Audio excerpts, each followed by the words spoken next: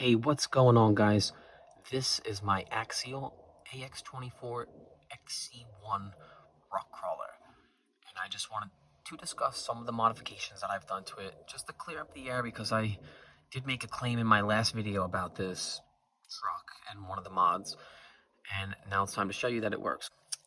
You can tell I did some aluminum beadlocks, some Endura mud terrain crawler tires, the same size as the stock tires, just a smidge more narrow, but it's softer. It has the foam inside, and it just catches better, bites a little bit better. You can see I did the aluminum steering knuckles, the aluminum steering links, all tied up to the Endura digital servo, front and back. And I got that as a kit. It was the mount, the horn, and the servo. Very good deal. I have Emax servos on all of my SCX24s, and these Endura digital servos, they feel just as strong, maybe even a bit stronger. One problem I did encounter was I can't trim the back, so it just kind of drives a little crooked a little bit. I did unplug each of the servos, and I was able to trim it, but as soon as I re-flipped the plugs, it went right back to the left position. So that's the only problem I've encountered so far with the new stuff on it. And then the shocks. Power Hobby 54 millimeter shocks. I was a little skeptical at first because they felt really stiff. Until I put the wheels on, they were fine. So just putting it on, it felt a little weird, and then I put the wheels on, drove it. I'm like, oh, this is perfect. So just one thing I wanted to clear up is this is the stock shock, very springy, very bouncy. You do have to take the pivot ball out of the top part of the shock, each one, and you're going to put it into the top here because the Power Hobby pivot balls are just too wide for the spacing in here for the shocks to mount up. So that was a quick solution. Just press that out with your finger, swap out the top pivot balls, and they will fit completely. And this is why shocks are so important, because if you have this truck right now in your hands, I want you to pick it up and just drop it with the stock shocks. Do that a couple times. Give it a wibble wobble.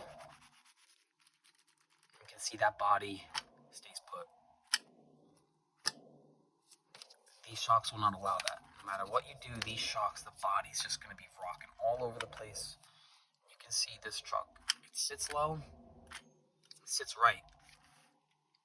Nice and low. I still have my flex. It's just the springiness is gone. So yes,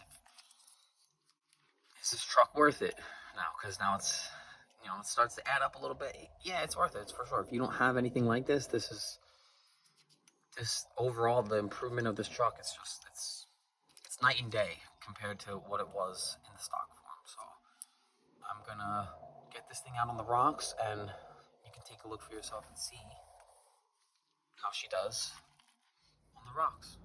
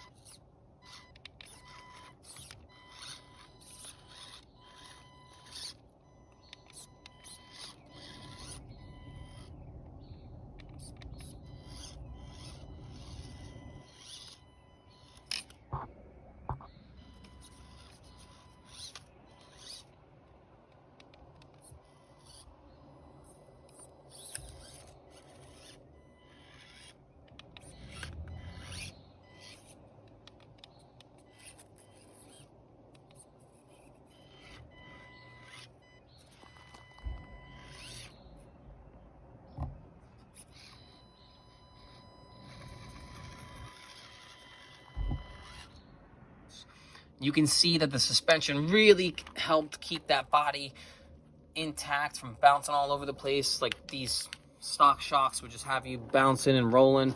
So you can see the shocks did their job. The tires and the wheels did their job. It's fairly light. It's 276 grams. The stock vehicle with no modifications is 206 without the battery. So I added 70 grams of weight, and you can see that that weight has helped. I'm sure it could use a little bit more, maybe some high clearance links, maybe just a touch of brass, nothing crazy. I don't want to go overload. I don't want this thing to weigh too much. I'm very impressed with how it's performing after the small modifications. So if you want to get rid of the body bounce with your Axial AX24, you need some Power Hobby shocks, 54 millimeters. Obviously, with the shocks, bead locks and tires are going to come along with it. And then with that also comes along the servo. So it's like a group package. You know, you want to do it all in one shot while you have everything apart. So I wasn't going to waste my time. I wasn't going to show you a time lapse of me doing the bead locks. And, you know, it's just pretty straightforward at this point. So let me know if you have any questions. Let me know what you think. I'm very happy with it. And that's all that matters, you know. I'm going to do bead locks and tires to pretty much any vehicle that I get. So it's not like this was like kind of it wasn't like really a big deal, like, oh man, I got to do this. I was planning on doing it anyway. So I'm really happy with these. Everything, all the upgrades were also purchased on Amazon. So I'm going to try to link everything as best as I can in the description below. Thank you for watching. Comment, like, subscribe, follow, all that good stuff. Adios.